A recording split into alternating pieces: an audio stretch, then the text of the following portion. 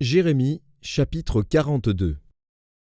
Tous les chefs des troupes, Jochanan, fils de Karéach, Jézania, fils d'Osée, et tout le peuple, depuis le plus petit jusqu'au plus grand, s'avancèrent et dirent à Jérémie, le prophète, « Que nos supplications soient favorablement reçues devant toi. Intercède en notre faveur auprès de l'Éternel, ton Dieu, en faveur de tous ceux qui restent, car nous étions beaucoup, et nous restons en petit nombre, comme tes yeux le voient, et que l'Éternel, ton Dieu, nous montre le chemin que nous devons suivre et ce que nous avons à faire. » Jérémie, le prophète, leur dit, « J'entends.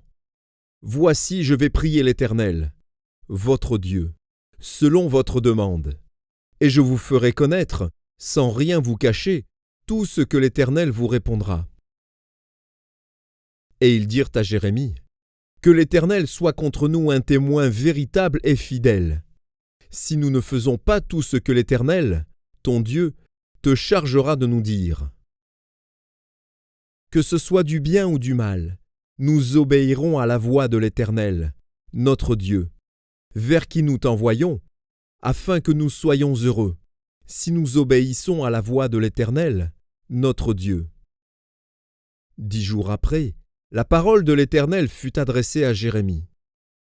Et Jérémie appela Jochanan, fils de Karéach, tous les chefs des troupes qui étaient avec lui, et tout le peuple, depuis le plus petit jusqu'au plus grand.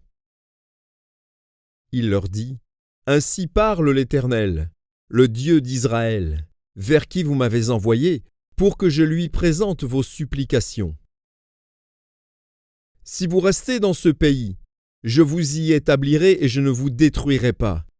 Je vous planterai et je ne vous arracherai pas, car je me repens du mal que je vous ai fait.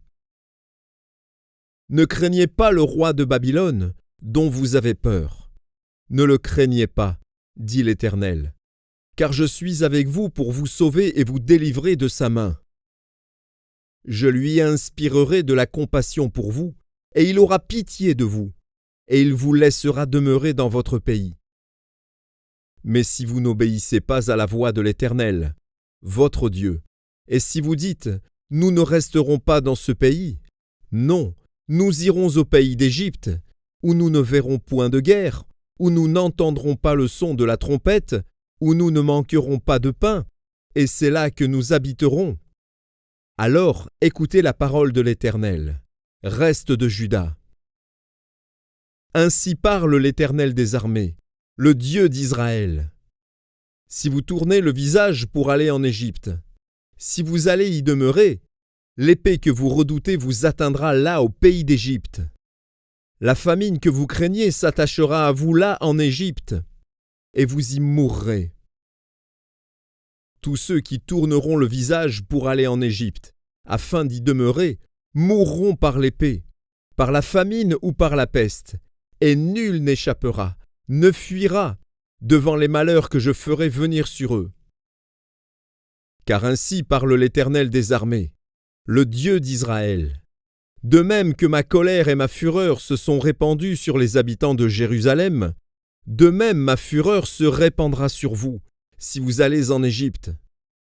Vous serez un sujet d'exécration, d'épouvante, de malédiction et d'opprobre, et vous ne verrez plus ce lieu.